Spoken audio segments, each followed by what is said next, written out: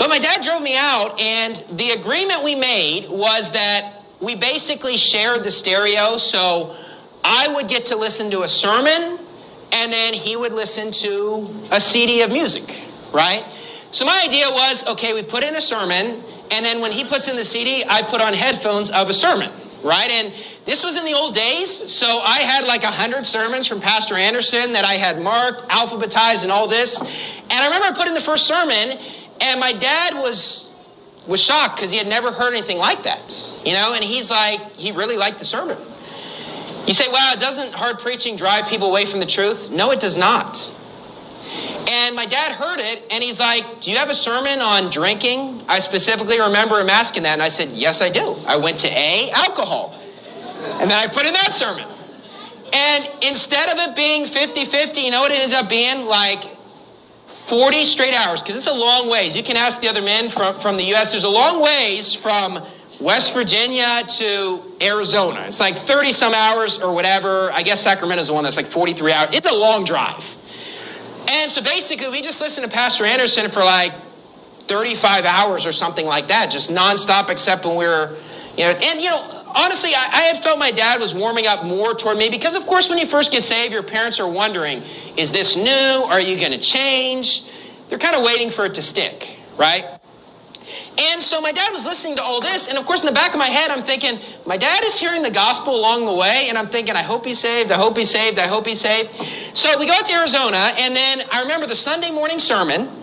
I bring my dad to church, and the church was a lot smaller then, and you know, Pastor Anderson's preaching, and he goes on a rabbit trail about the United Methodist Church. He had no idea. He had no idea that, and he's told this story before. He had no idea that I grew up in the United Methodist Church, and he goes on a rabbit trail for like 20 minutes. And of course I'm thinking, of all topics, why? Now in hindsight, I realized that's really what my dad needed to hear. And, you know, he heard that sermon, and we had soul winning. And I wasn't trying to force my dad to come soul winning, but my dad said, you know what, I'll come soul winning with you. So my dad, and I wasn't going to force my dad to be with me. I thought that might be awkward. I said, it's up to you if you want to go with somebody. He's like, no, I want to go with you. And so he was my silent partner. I vividly remember, I talked to this guy with long hair, tattoos, you know, earrings and all this stuff. He didn't look like he would listen to the gospel, and he's very humble, and he listened. And my dad heard me give the gospel. And what was really cool was the specific questions that I think might have been a hindrance to my dad, that guy brought up. And it's not like I was telling this directly to my dad. I was telling it to some other unsaved person, but my dad was hearing my answers. And of course, I developed a lot of wisdom over 4.5 years being saved, because when I first got saved, I didn't know how to say anything, but obviously my dad could see, you know, my son, you know, this is making sense. You know, it's all fitting together. So I remember we get done soul winning, and we're riding in the car, myself, my dad, Pastor Anderson, someone else from the church.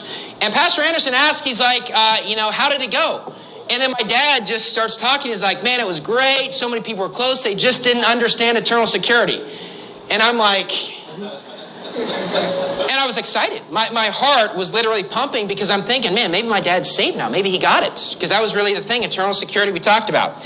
On the way back to my apartment, my dad told me, he's like, I just wanted to let you know that when that person prayed to receive Christ, in my heart, I asked Jesus Christ to be my Savior too. And my dad got baptized that night by Pastor Anderson. And, you know, my dad has gone soul winning with me several times since then. And, you know, this is my most exciting soul winning moment. I don't think it can ever be topped. And it was very exciting to see. I mean, it's never give up on your family. Obviously, you can get a lot of people saved, but the impact of getting your mom or your dad or your family member or close friend saved is far more powerful than anything else, and it's all worth it. I feel like if I spent my entire life just for that one moment alone would be worth it to me.